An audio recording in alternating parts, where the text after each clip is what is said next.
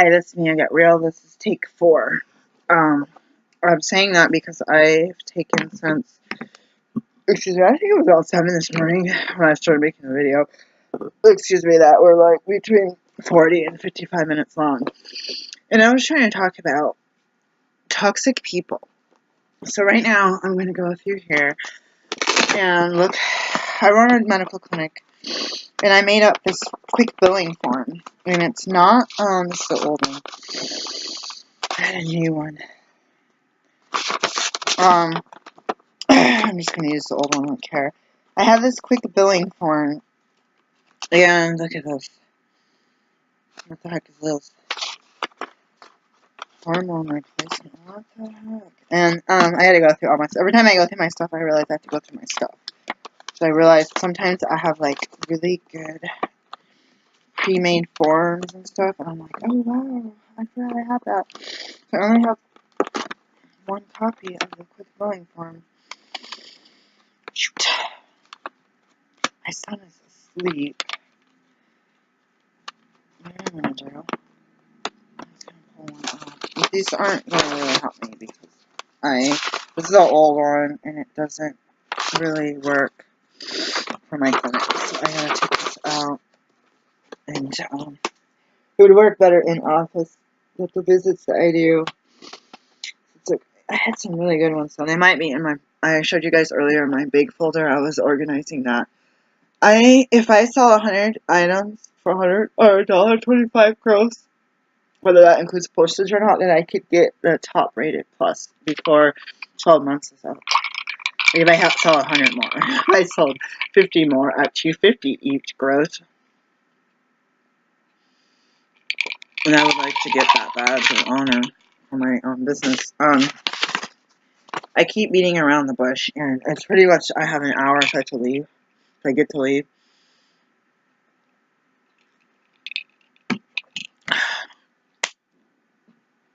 I work as a physician, and I work as a vendor. So I was actually going to go back to school at one point and do environmental law. I studied environmental sciences, but it was a certificate program attached to another certificate program attached to studying pre-med, which was not a degree. So I got my degree Ag and Natural Resource Communications from Michigan State, which used to be called Michigan Agricultural College. So it's kind of cool getting probably the first school that was over there, getting a degree from something from the 1800s that originated, I mean. I considered going to veterinary school. I didn't know if I wanted to do veterinary school or human medicine, so I steered towards human medicine. But I was over-medicated as a child, and I told you I was beaten regularly and watching others in the family be beaten regularly. And when I got old enough to go out to other people's houses, my mom was really strict and wouldn't let me go to people's houses. And these people, if I go back in time, their families, whether their moms were divorced or remarried or lived with boyfriends, they were good, well-behaved, clean, healthy food people. And the people my mom let me hang out with, which some of those church people are people that had their aunts. Someone had a bunch of aunts in great aunt house. My mom was scared of sex. My mom was terrified of sex abuse, so she wouldn't let me be around men. But then these guys would come to the house that were from the suburbs of Detroit. These white dudes, and they'd be like, oh, I want to date you. Like, she's like, you can't hang out with these guys until I meet them. And they were like so bad. Like, one was like a gangsta, and the other one like a druggy gangsta, and the other one was like the first two guys were pedophiles, over 18, over 19, and I was a teenager, and I had got sexually assaulted and or other things and sodomized by these guys. And this other guy was like a criminal and a druggie. He was probably the best of them because I didn't get raped by him. But I'm pretty sure he had, well, he told me that during that time I was with him, that he got this other girl pregnant. She called while I was at one of the houses, his sister's trailer, basically. And I never was told about relationships. My parents' relationship was physical violence. So imagine being like a teenager with an adult guy, young man, and you're like naked, making out in his sister's bed, and somebody calls and says, I'm pregnant with your kid. And you just keep continuing the makeout session until you have sex with this guy. Like, I'm getting really real with you. I would have never thought about, like potentially getting STDs, being also pregnant by this person, realizing this is not a monogamous relationship. He's, like, screwing multiple women. Like, it never crossed my mind. He's like, oh, that blankety blanket's crazy. She don't know what she's talking about. And I think I looked back in the old news from my old town. I think that she had his kid and they had like 6 kids. Anyways, I never would have, like, if I was sitting there now, like now, I feel like I'm so desperate and so lonely. If that happened, I would just be like the same thing. I was pretty desperate and lonely back then. I'd be like, oh, that sucks. I had to learn to value myself. Like, I want to be that person that's like, you're a slut. I'm getting out of here. I'm getting dressed and throwing my shoes on when I get to my car, grab my purse, my keys, and get the heck out of Dodge. And be like, you're a freak show. Like, I'm not, like, just loose trash. Like, I feel like now I would be like, I want, like, some guys, you want to do, like, tell them, like, talk to them about what you want to do. Like, oh, are we just, like, friends hanging out and we decided to make out, just happened? Or, like, oh, you don't want a partner? Are we actually friends, or was that just a line? Like, some of these guys, like, last summer, I want to talk to you, and they just didn't, like, did not talk to me and respond. And I was like, really, like, what if I did test positive for STDs and pregnancy? And these people totally, like, block you. Like, it's really scary thinking. Like, that got me thinking last year.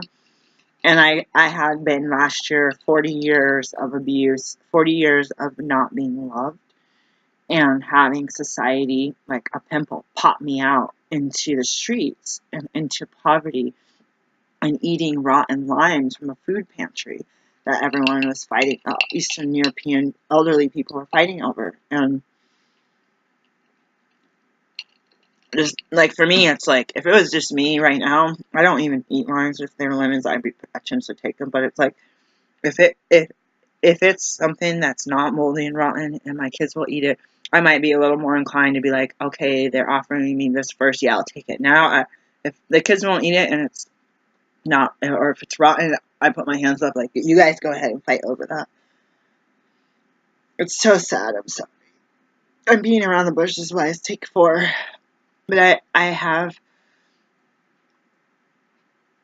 the more that I have education, the more that people find out my education and all of my interests and my businesses, they don't want to hear a thing. And most of the people that, from my meetings, they say have women talk to other women, they basically call me the N-word, tell me I have problems, or hint that I'm lazy, and they walk away and go clickety-click with somebody else. And I had to realize, just like people who judge me based on, like, not wanting to rent to me a private home. I told someone, yeah, I have housing help because I could have rented a 3-bedroom house in the suburbs for $800 a month. But instead, those people would not rent to me. Over the phone, like, yeah, you sound like a great candidate. As soon as they saw my black skin, they said, there's no way I'm going to rent to someone like you, black person. I told them my family, I said, dynamic. I said, I'm a single mom. I was in medical school. I had 2 kids. Over the phone, they didn't know I was black. As soon as I got out of the car, they knew I was coming because I got there within, they said, how fast can you get here to fill out the paperwork for the background check and the credit report? And I said, I can be there in 30 minutes. So they knew I was coming. And as soon as they saw my skin color, they said, there's no way. Literally, I had multiple people put their clipboards behind their back. There's no way I'm going to rent to you, so don't waste your money. Like, I'm not even going to take your $60. No. And I don't want to pay. So just like these people that call me the N-word and tell me I'm a loser, I don't want to be their friend. I don't need to talk to them on the phone. I still get that it's better to talk to them than nobody attitude, but the more I talk to them, the more I'm going to repel good people.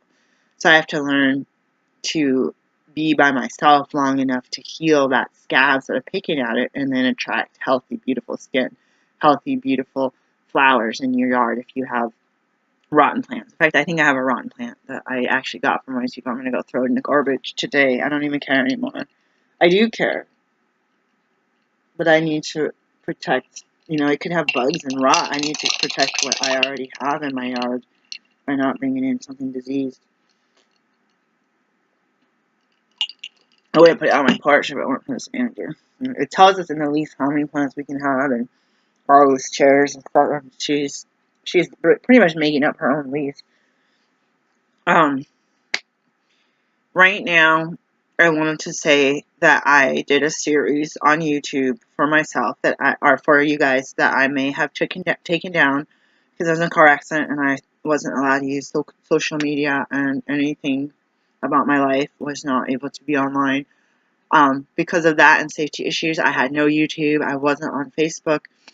I wasn't on anything. Twitter. I had a blog that had a lot of views. I was getting more and more views. I was starting to do affiliate. When I lost my job for Amazon, I had my blogs for my other 2 websites besides the Google Blogger, and I had to stop all of it. I lost my Amazon affiliate links. I lost the ability to sell on Amazon. I wasn't keeping up on Facebook, and a lot of people on Facebook were really toxic, so I wasn't even getting on there to delete them because just the fear and trying to pay attention to the lawyers' rules and then the safety rules. People could see when I was on Facebook and how long. Like, she was on there 28 minutes ago. She was on there a day ago. Like, she's on there now, a little green light thing, and I don't like that. I wish you could be. I wish you didn't need to be disclose your information because none of their business, even if it is your friend. And these people were relatives, so I felt obligated. So they're all gone now. I had some relatives that I wanted to keep in touch with, and it was really sad because it's like you want to be able to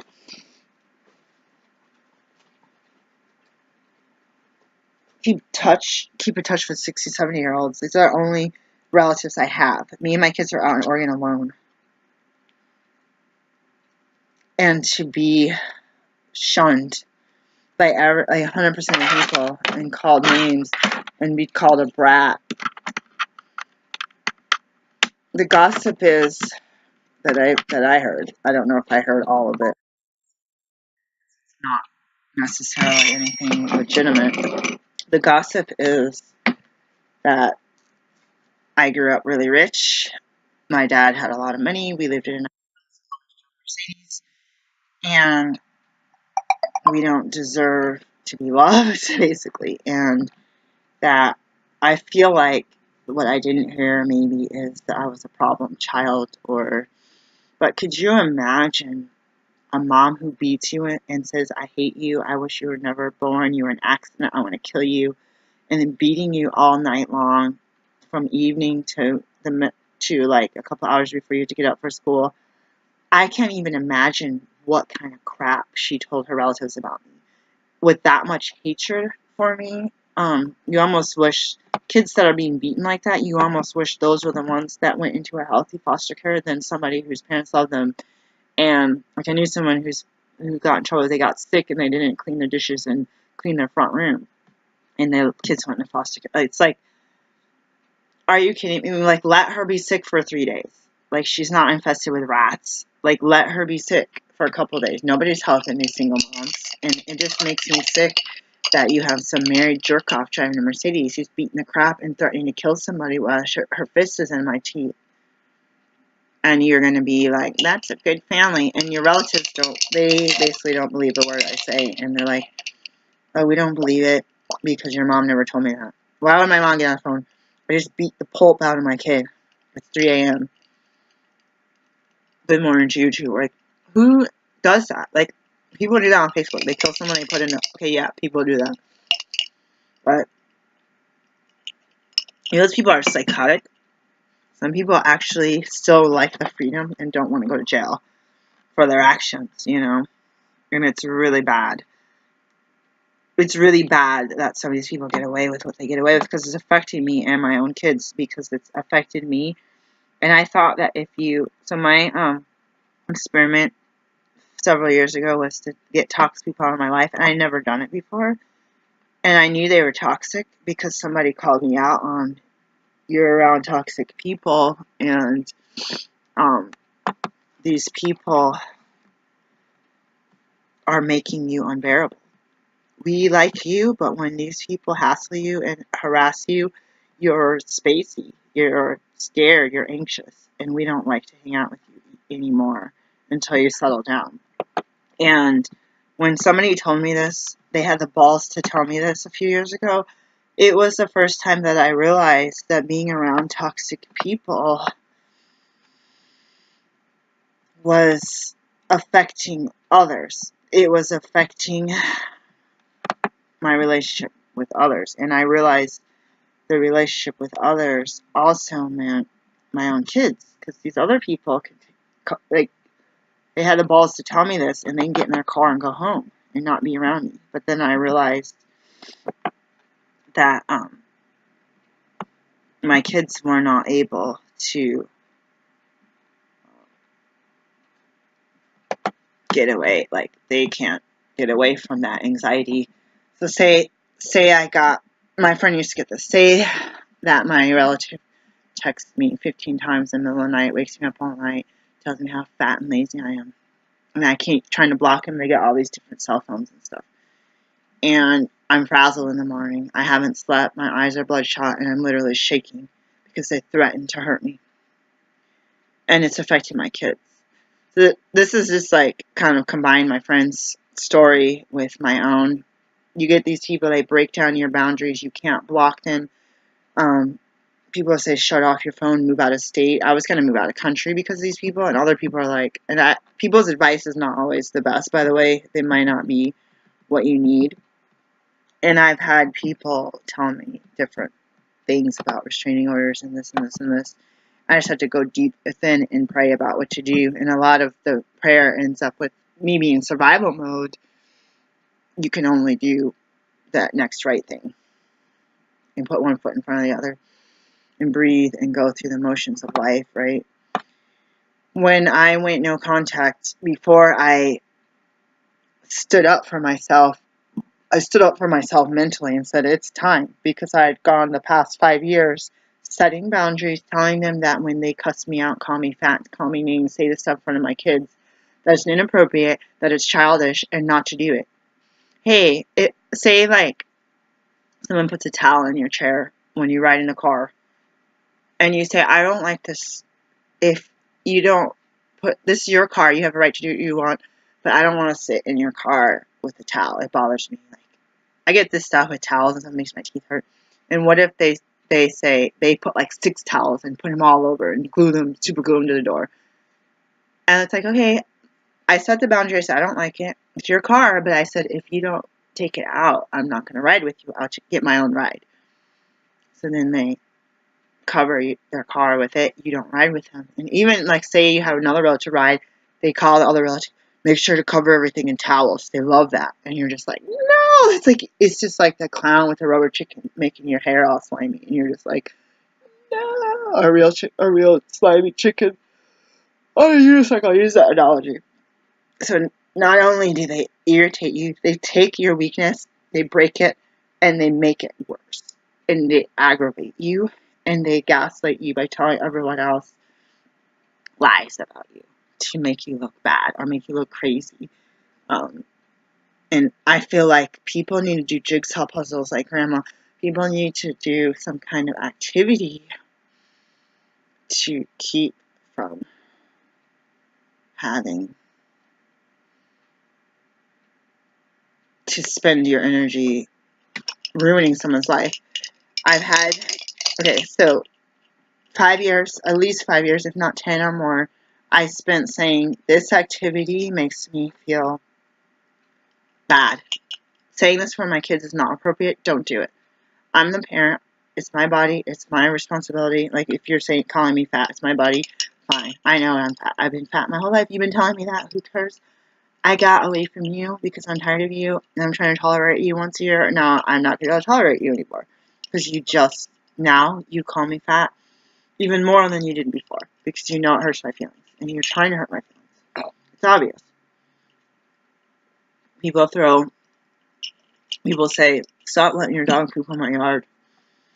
And the next thing you know, now everyone and their sister's dog is pooping on your yard because the neighbor went around and said, everyone go out, poop on it. They ganged up on you.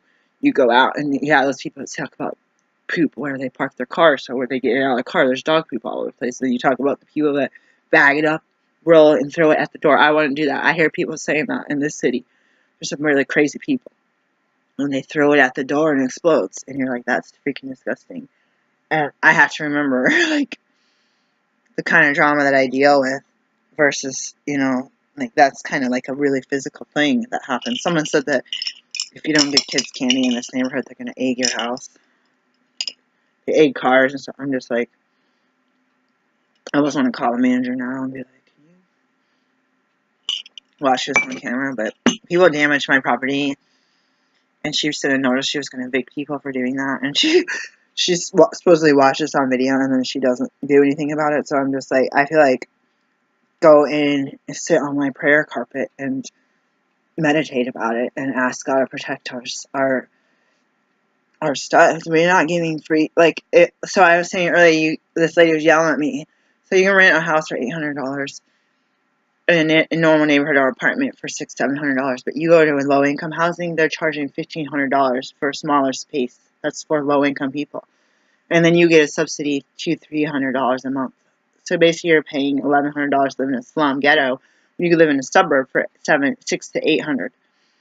And the owners of this place know that people like us are kind of desperate. We only live here because we have to live here. We can't live here because of racism. Everyone here is black. We can't live here because of racism and because of religion and all that stuff. We can't live in an apartment. We can't live in a townhouse. We cannot live in a condo somewhere because it's a private place and they judge you because of your skin color in Portland, Oregon. And all these people say you're lying. Like, go outside, get on the phone, and go walk up and down your street or your apartment complex and count how many black people you see. 0. Like, do you think that it's because we don't live here? We're all grouped up in places that jack the rent to twice. So you're going to go from $600 to $800 to $1,500. It's owned by a private place, and then you're going to get a $200 to $400 subsidy, and you're going to complain that your tax money is getting, and you're on freaking Social Security, you're on freaking Medicare. We're paying we are working people. You can't live here with no income. And even if people like skew their income and all this, it's a big mess. So besides your family, I said self, family, and society, or relatives. You feel like if society is against you, there's not a lot you can do about it, but showing that you're not the problem, that you are a law-abiding citizen, that you could be part of the solution by having community outreach. But if you can't control society. You can control how you feel against yourself, but your relatives teach you to self-hate. They hate themselves, so they teach you to self-hate. You decide to be a hippie kid, peace, love, happy, yeah, and you try to self-love, and these people attack you. Hundreds of relatives attack you because you're being yourself, because you're not getting your hair straightened, because you're not wearing fashionable clothes.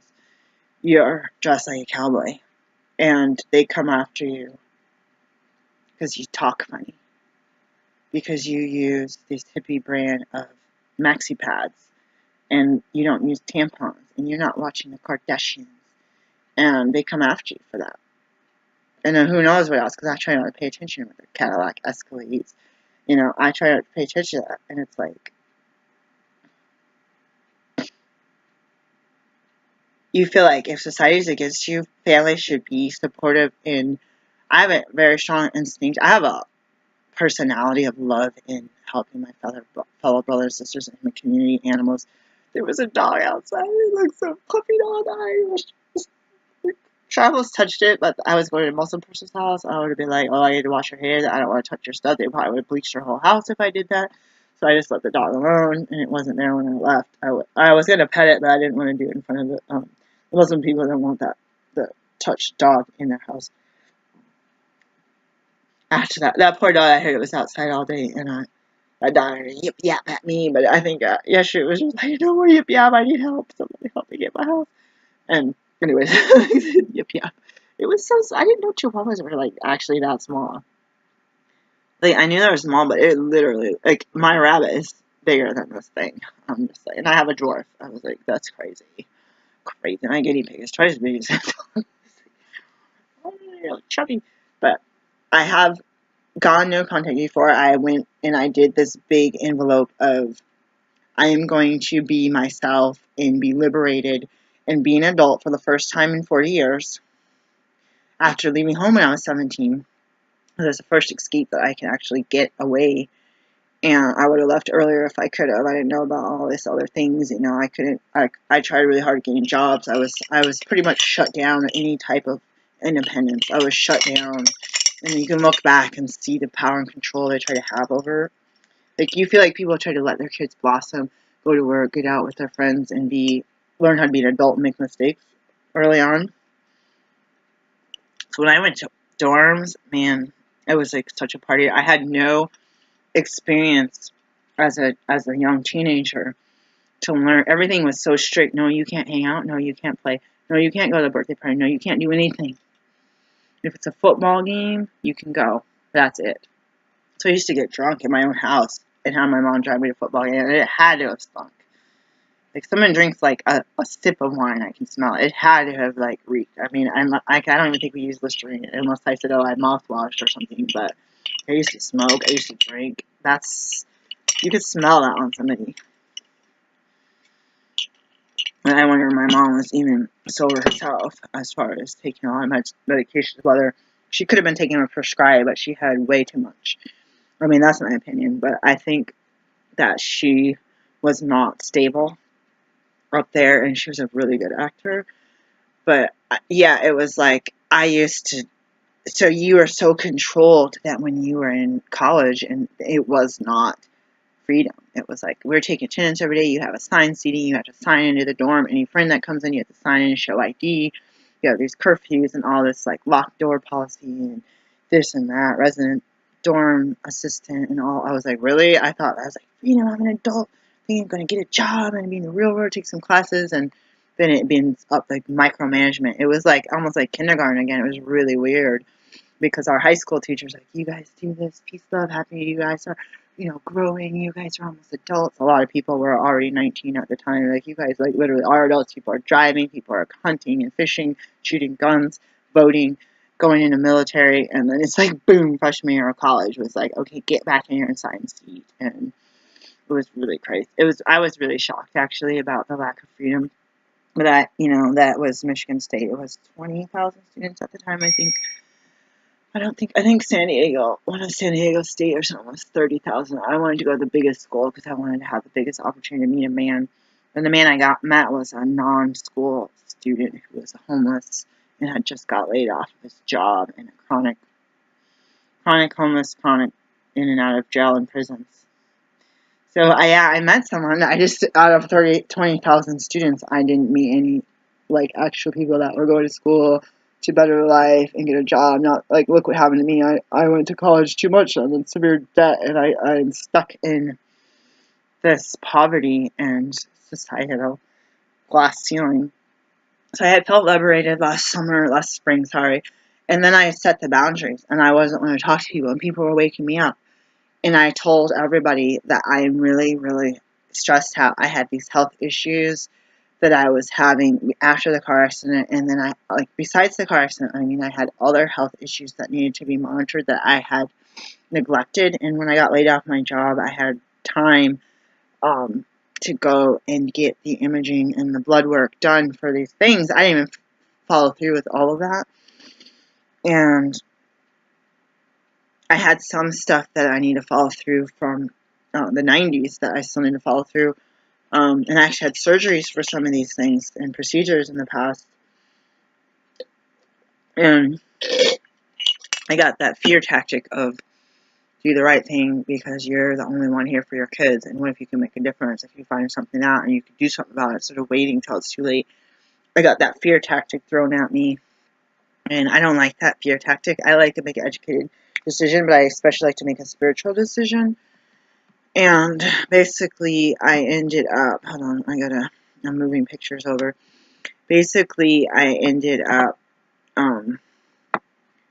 setting the boundaries, and after telling, like, verbally saying, you can't hang up, can't hang up. I got someone in my house sleeping. Like, I have this person sleeping this times a day, this person sleeping this times a day, and then I'm sleeping these times a day. And I'm on call for bursts, sometimes up 2 to 3 days in a row, and I might be sleeping any of those times. Call once, leave a message, I'll call you, or email me. And I keep the ringer on, I'm on call. I was also a doctor, I'm on call. I have to be, I have my home phone on because have you ever turned the ringer off? Because you're doing something, you leave and you forget to turn the ringer back on, and you're like, oh snap. You're like trying to get a hold of your kid, or the fax machine's still plugged in, and you're trying to get a hold of your kid through the answer machine. I used to talk to my son through the answer machine. Be like, can you please check the oven, or something like that, and you're like, oh my god, the phone's not plugged in, or the ringer's turned off because somebody else was harassing us, and then you end up like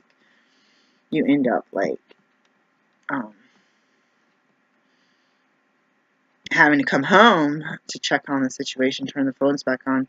So I decided it wasn't good to turn the ringer off, or this one time. It's like the one time you're outside and you leave the phone. I was having a ceremony during this time last year with someone who I thought was a friend. And the ceremony was that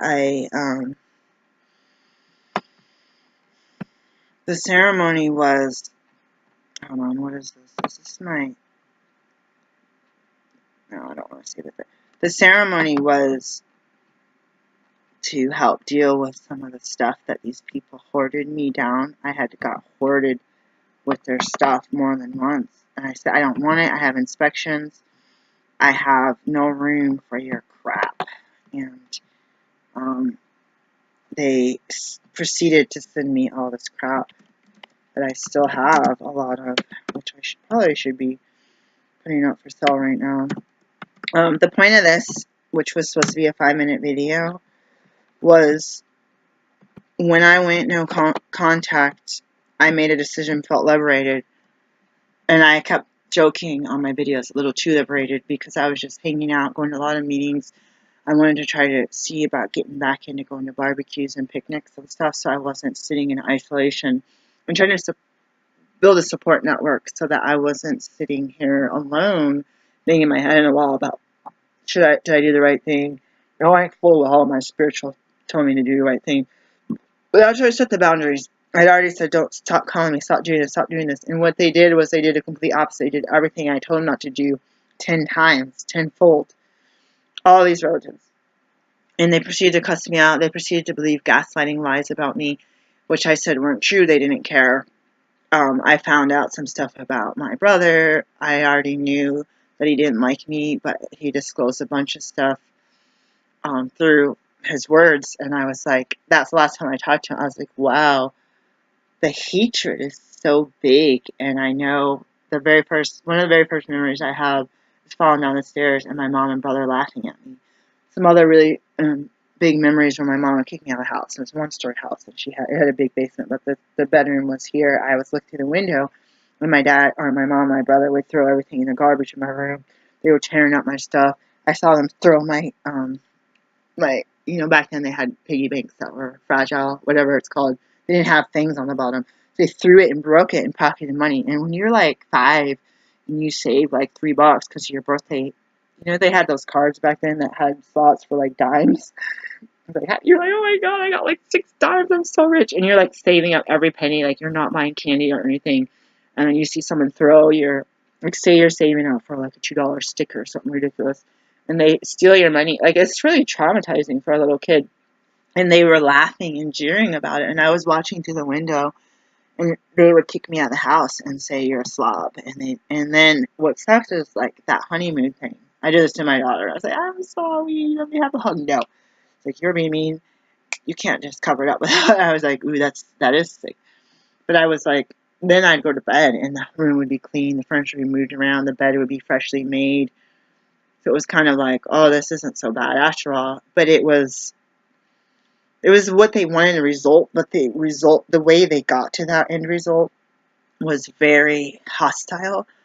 And I'm sure there was name calling. Like I said, I was locked out of the house. It wasn't like here. I see Sophia in My Great Challenge. Here's a bucket of toys. Pick out the ones you don't like. These guys picked out like 3 toys they didn't want. She goes, okay, then. She takes those 3 to the Goodwill or to the thrift store from the church, and she keeps the rest. But she goes, okay, and we have to organize this stuff.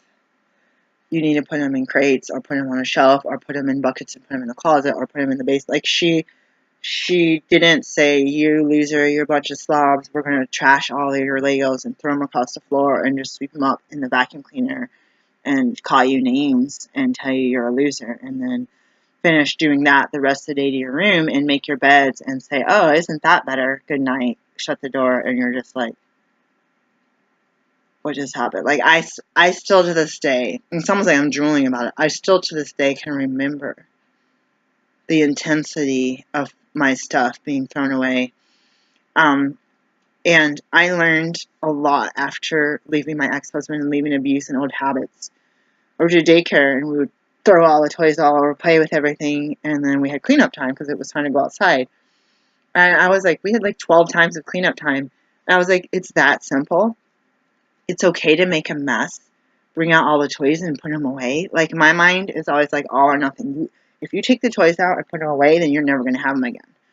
But to think that you could have a shelf with a bucket of Legos, a bucket of wooden blocks, and a bucket of action figures, take them all out, make a big mess, throw them all around, play, make ramps, make the cars jump off stuff, and then, oh, it's lunchtime, everyone clean out time, and then you put everything back on a shelf. Like, I never learned that as a kid, so if you see my house, I never learned that, but I'm a people pleaser, so I can do it at the daycare. I can do it because it's part of the job. I can do that.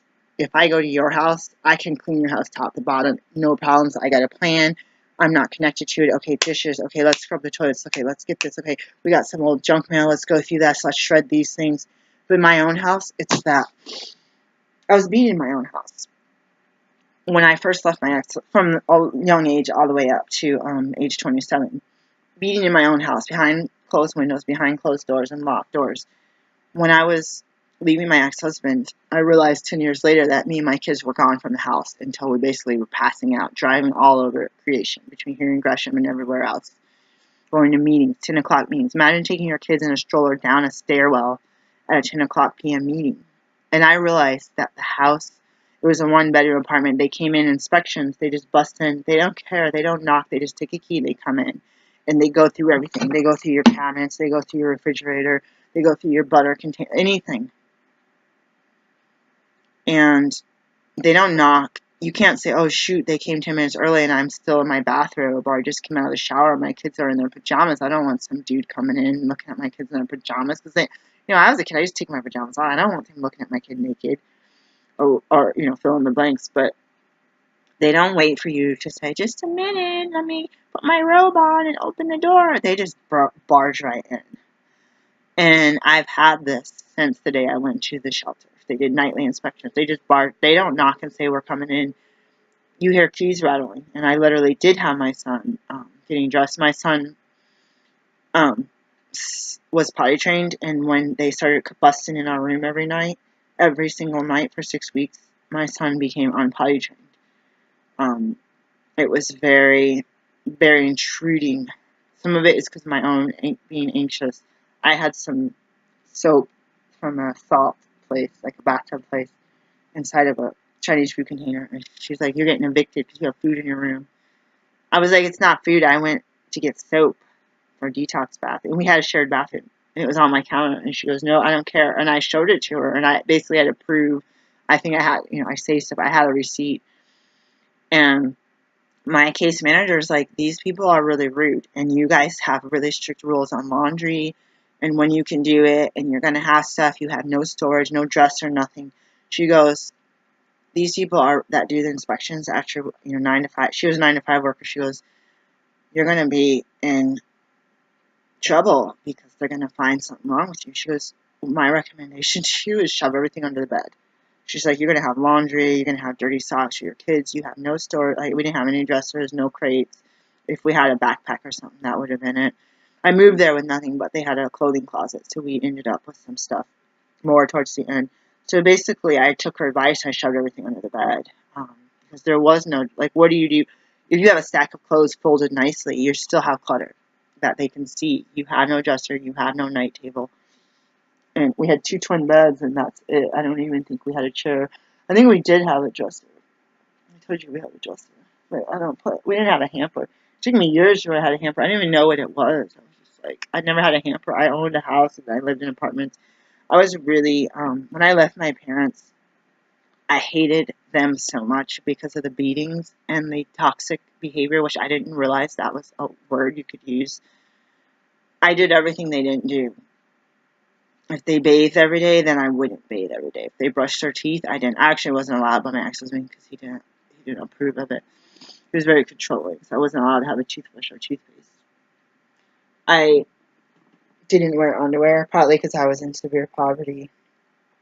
I tried to get jobs and get back into school and do that stuff. That was my path, and it didn't work. But I stopped writing in capital letters. I stopped writing I in uppercase. I stopped writing my name. I said, I'm a worthless piece of crap. I'm going to write my name in lowercase letters. I don't deserve to have it be like a pronoun. And there's that black author who writes the lowercase. But mine was more self-hatred, not just like unity of creation and earth. It was more self-loathing, I guess, self-pity. It wasn't self-pity, it was more of self-hatred. Self-pity, I think, is a lot different.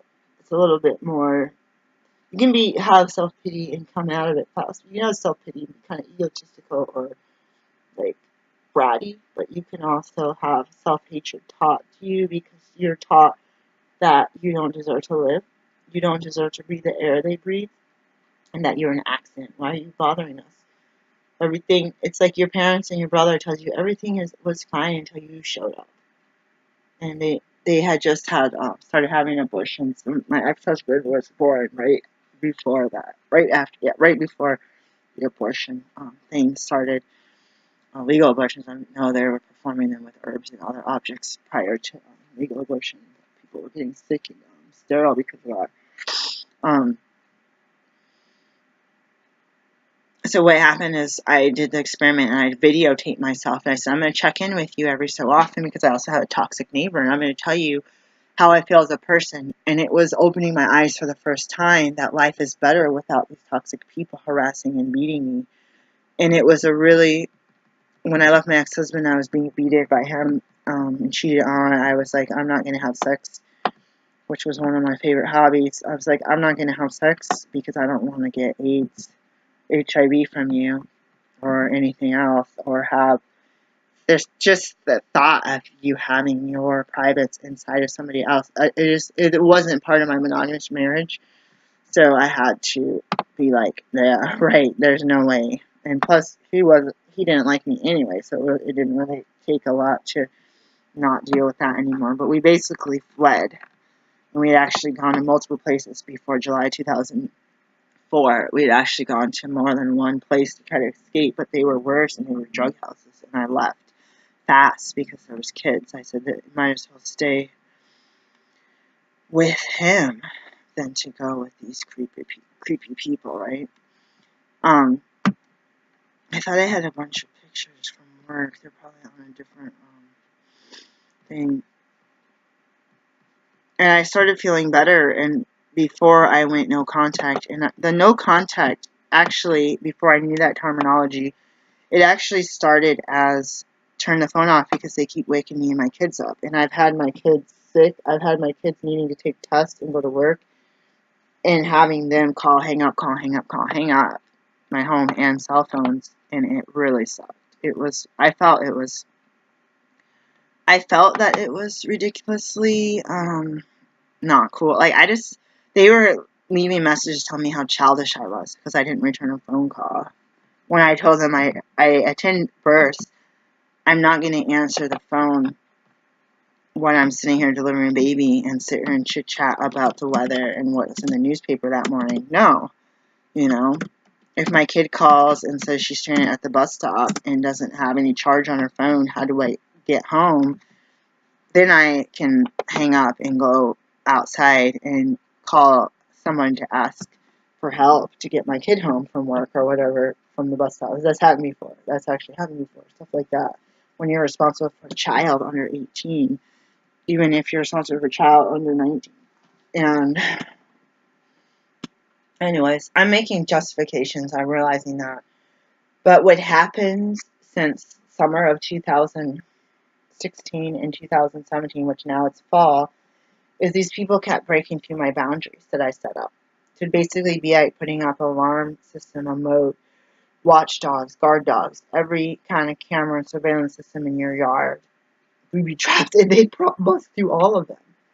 And you think you're wise, and you think these people, there's no reason for them to come into my house. Say your house is completely empty. They're not trying to rob you. You have no food in the fridge. But they still continue to irk you by busting through your boundaries.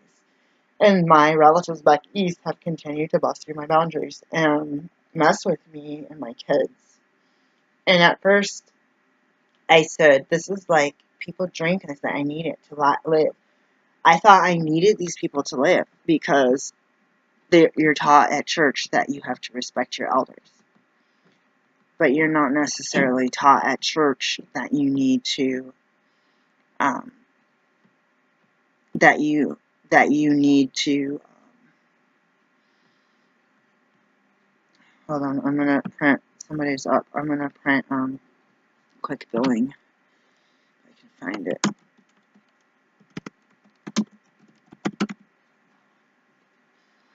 There's one from March, I believe. And I printed this before and I accidentally printed it. I have them somewhere. I accidentally printed it one-sided and I was stupid.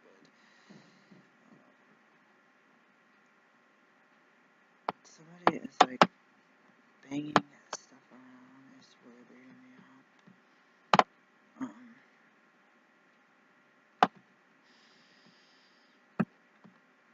And I have to get in the shower like right now, and I should have thought about that before I made a really long video. Is this actually 2 pages or is it 3 pages? Okay, so it should only be,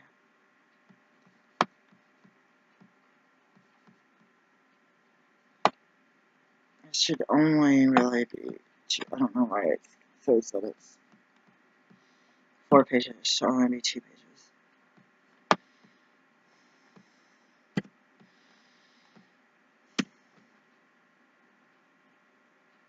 Is this my new one?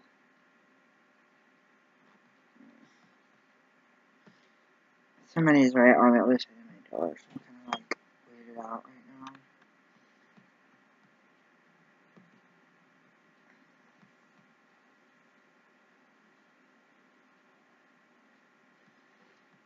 Two pages, yeah.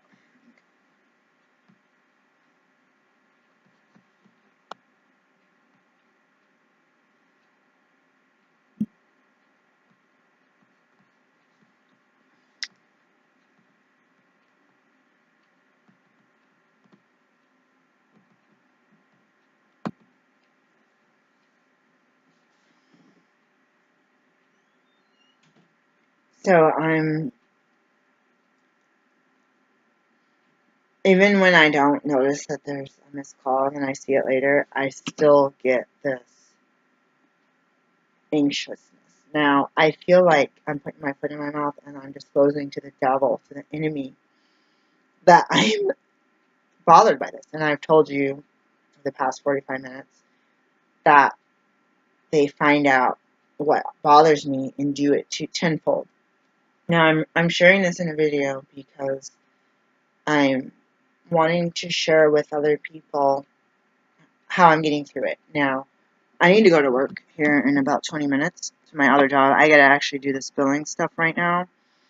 Part of me feels like I'm not getting through this, and I got to a meeting late yesterday, and I feel like a slacker, and I feel like nobody respects or cares how much time I have and how I've stayed, like, for this program not drinking any alcohol for over 13 years. I didn't really drink a lot before then, but I believe I was still alcoholic based on my actions as a teenager. Now, I didn't really drink that much because it got, just like when I smoked, it got to the point where my body could not tolerate it, and I was puking out bile, and it was like when I was eating corn, I can't breathe, and I was like, dude, I really like it, and it's affordable, and it's my thing, but my body is rejecting it. But I couldn't quit without this program fully, and so when I was able to get my hands on it, it'd be like basically for me drinking poison, and then I'd go crazy and act like a jerk and be loud and be puking all over. Like, it just wasn't pretty. So even under those conditions, it was hard when I was like 20 to quit, like 19, 20. So I said, I know that I could also be that person who's a dry drunk that doesn't learn the spiritual path and doesn't learn that you could easily substitute one thing for another. Or what I found for myself, the toxic people was a adrenal rush. It was also like a sugar rush, a sugar high. It was a high, then it was a low. And those high lows, in my opinion, did I leave my water on? Hold on. Let me go downstairs and check. So, I went down, my water was on, and thank God I filled it up, or else it would have been completely dissolved. And I checked the mail, and I feel off. It's the first day of menses, and like yesterday, all day, I was like, I can't do anything. I have to do stuff. I'm so stressed and so stressed. And my body is so connected to itself and to the earth and to the moon. It's like when animals rest and nap, and we people think they're lazy and taken care of. I mean, we don't really allow our domestic animals always to forage and fend for themselves. I had cats out in West Virginia. I did let them do that, but then again, then several of them got killed in the road by cars. So then it's like letting them, they're not really necessarily wild animals. Wild animals, squirrels in the road. So what happened to me was these people busted my boundaries for the past year and a half, and it's been hell on earth. And I'm telling you this because I can't be the only one alone. People are like, you're traumatized by these people. I'm like, I know. I'm like, can't you get help? No. We've tried to get on wait lists. We've tried to get evaluation. I tried to get family counseling, individual counseling for one of my kids.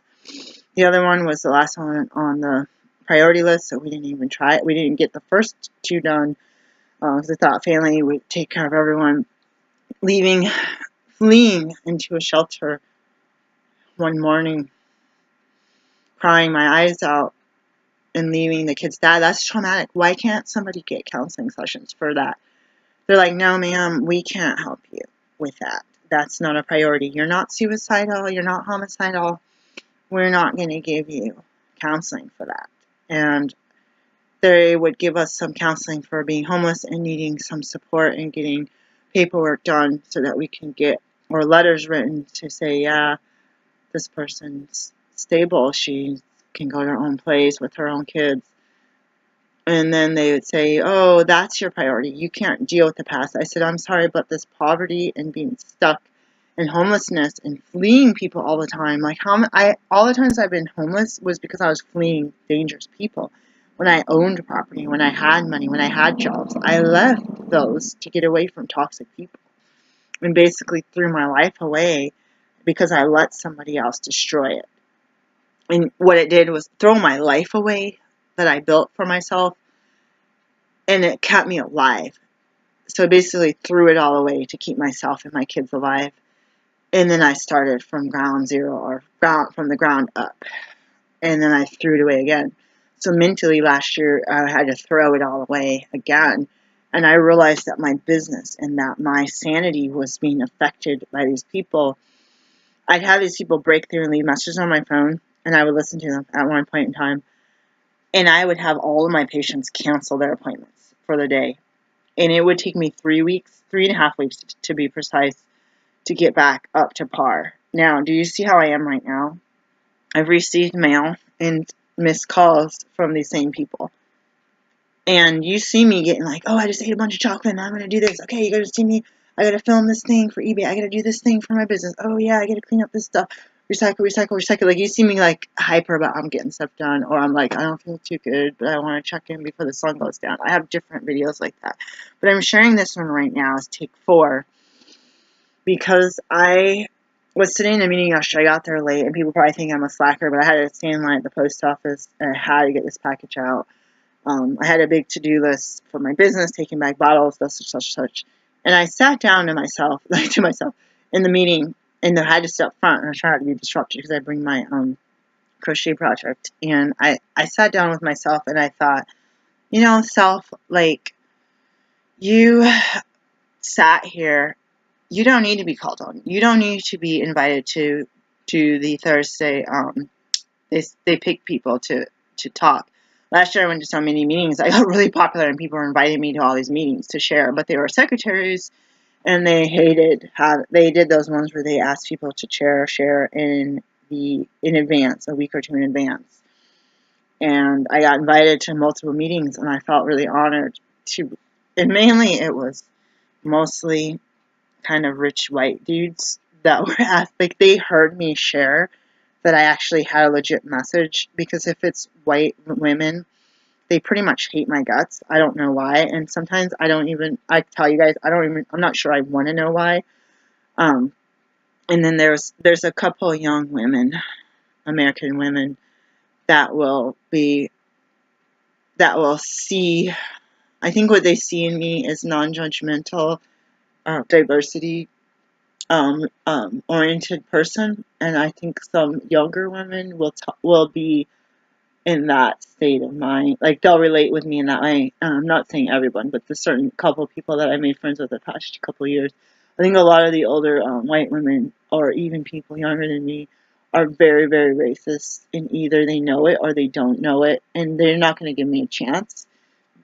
They're not going to give me a chance when you're supposed to be colorblind in some of these groups. Like, like at work, you're supposed to have equal opportunity. You're supposed to be colorblind, but it's really hard to untrain someone. So I'm trying to untrain myself of what my mom and my family did to me, my relatives. And so I've gotten these missed calls and everything, and I'm feeling really, like, not safe, not healthy.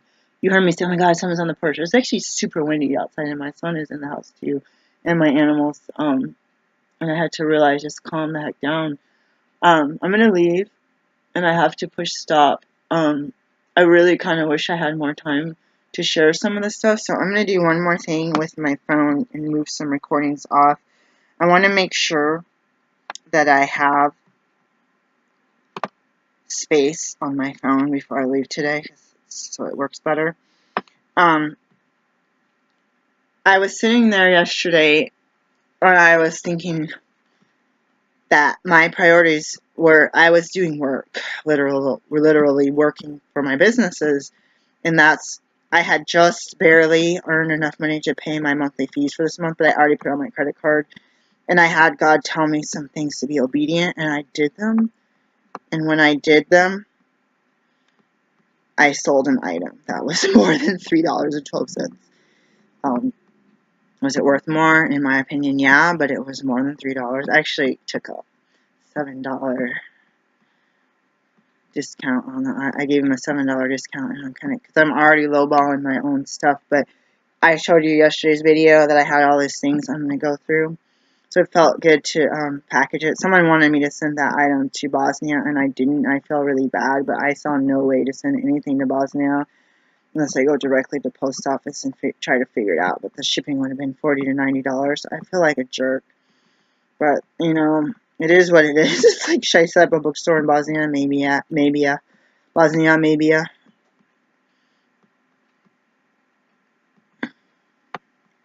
So right now, I'm at the stage where I'm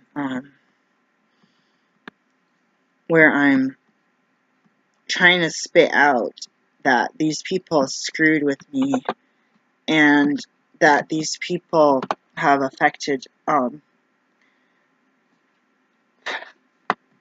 during prayer and meditation, God says, if you keep talking to these people, the last time it happened, God said, if you let these people in, it's going to kill you from the inside out. Like, whether it's cancer or diabetes, something, sickness, unknown infection. Like, and I'm not trying to sound like really woo-woo, but it was like, God's like, you absolutely have to protect you and your kids. and these people are it'd be like going into a place with chlorine gas. You know you don't have a gas mask, get the heck out. You have a gas mask, like Duke Nukem, you freaking use it when needed, but Duke Nukem, you only have a limited time. You have to get in and get out, and you rather not waste. You waste it, and you're stuck in the middle of the building. He basically dies. Well, I just pushed this button, and it's like slow and everything. And what happened to me is, before the health, life, and death, it was another life and death. These people are threatening to kill you. These people are threatening you and your ex-husband with death. I got away from them. I fled these people multiple times, and multiple people that are blood relatives to me. And I kept my kids away from them.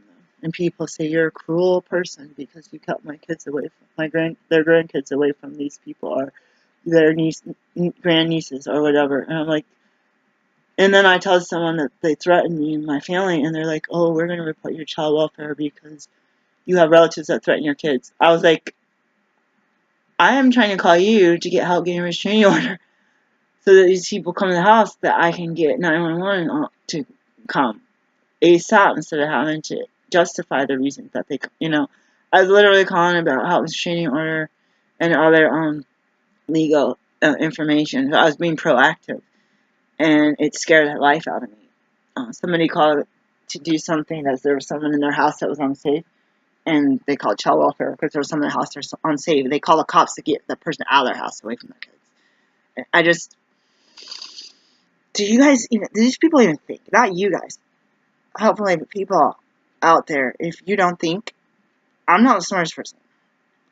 I'm not perfect. I get tired, and I get really like, oh my god, I can't believe I just did that. Or like, turn left when I meant to turn right.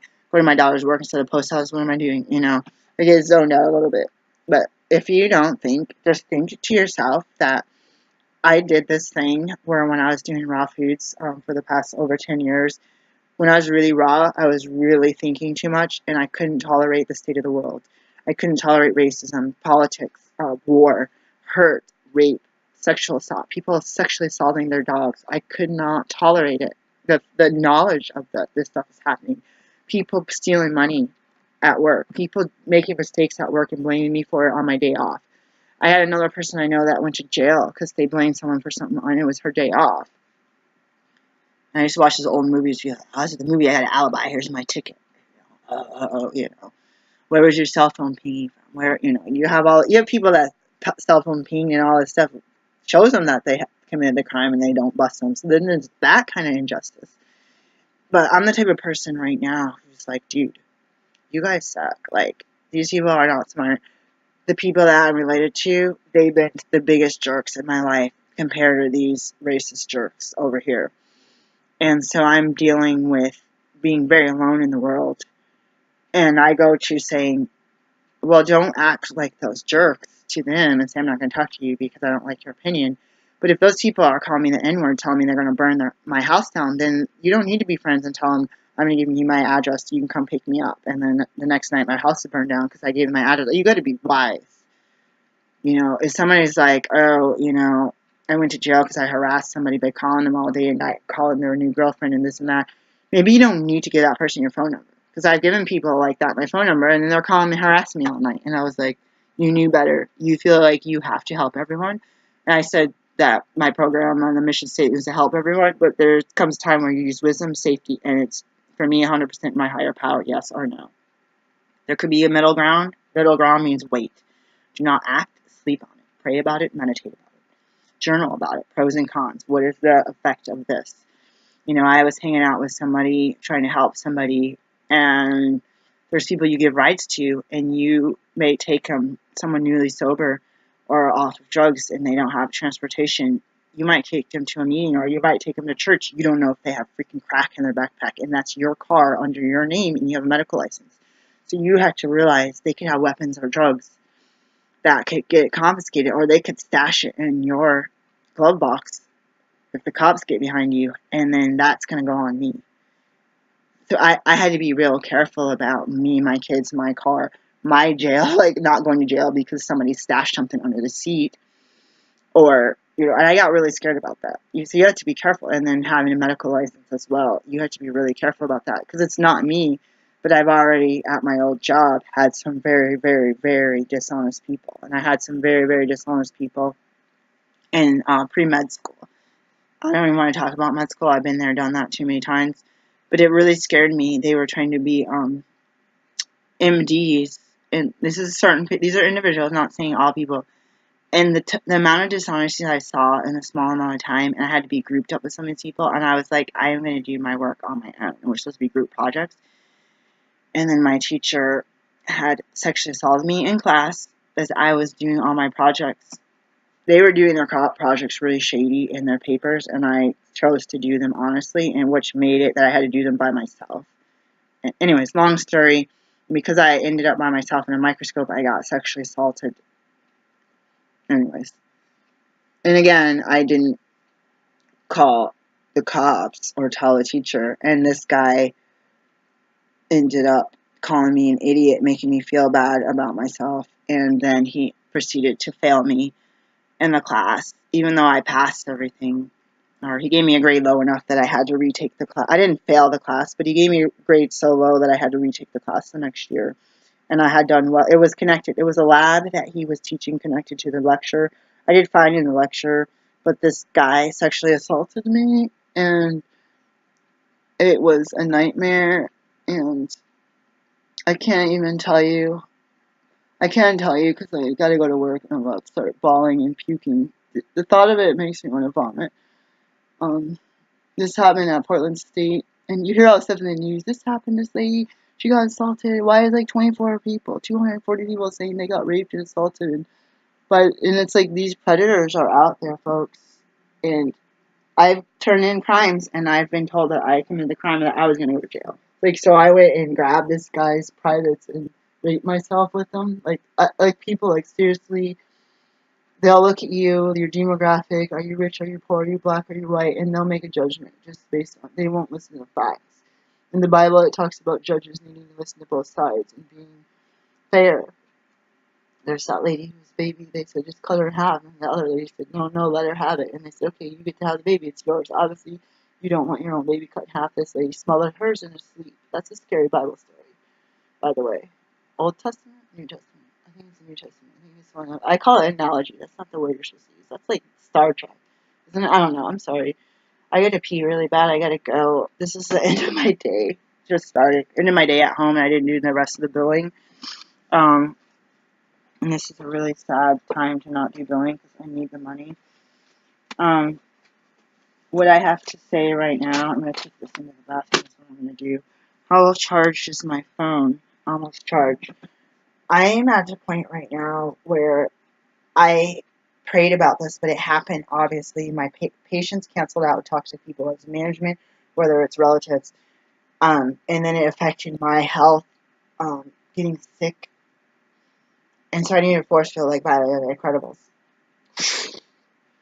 And I spent the past 3 weeks praying, and I said, God, I feel really bad, Juju vibes. And God, I said, God, I'm wasting time having to pray and meditate to keep me and my family safe from these psychopaths, sociopaths that should be in jail for the crimes they committed.